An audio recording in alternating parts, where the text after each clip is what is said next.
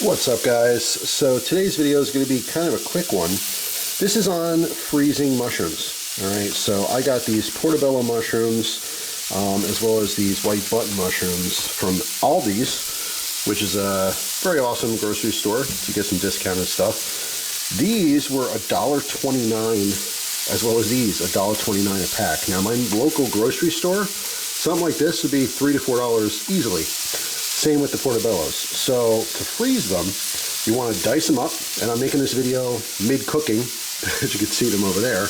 I sure you already, started this before, but just kind of had the idea to share this in case someone didn't know. Anyway, dice them up any way you want. Then you have to saute them. All right, like I'm doing right now.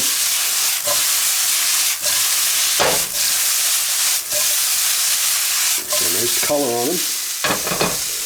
Right. In fact, this batch is pretty much done. Let's get a zoom on that.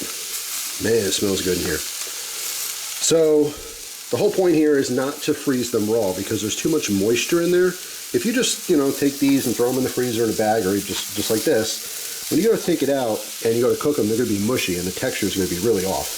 But if you saute them first with just a little bit of salt and pepper, just a little bit of butter to get some fat in there, the moisture is drawn out of it, a lot of that moisture. So you can freeze these, and you can have them up to a year. So when these completely cool, I'm going to go ahead and spread them out evenly on this rack.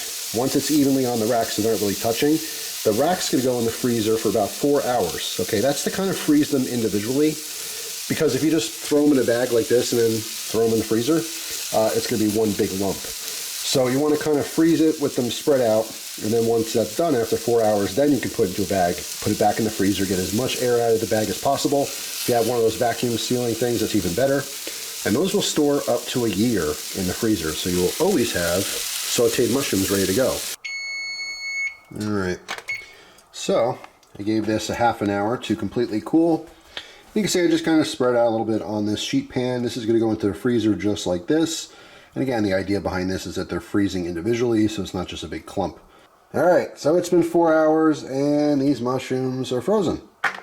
So what I'm going to do is I'm going to portion these out, and I'm going to make these in smaller portions. I'm actually going to use these little quart-sized bags, but I'm only going to fill these a little bit, and I'm going to cut this basically into thirds. So there'll be 3 bags. So this way, if I want mushrooms, I only want a little bit, I don't have to take the whole batch out and defrost it. Alright, but if I want a lot of mushrooms, I can take all 3 bags out.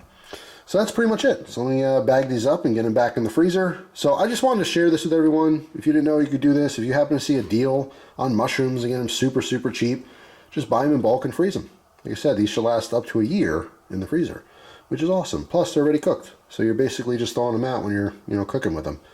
So that's all. If you guys have any cool little tips and tricks for freezing stuff, let me know. So that's it, guys. Thanks for watching. Hope you have a wonderful day, and I'll see you tomorrow with a brand new video.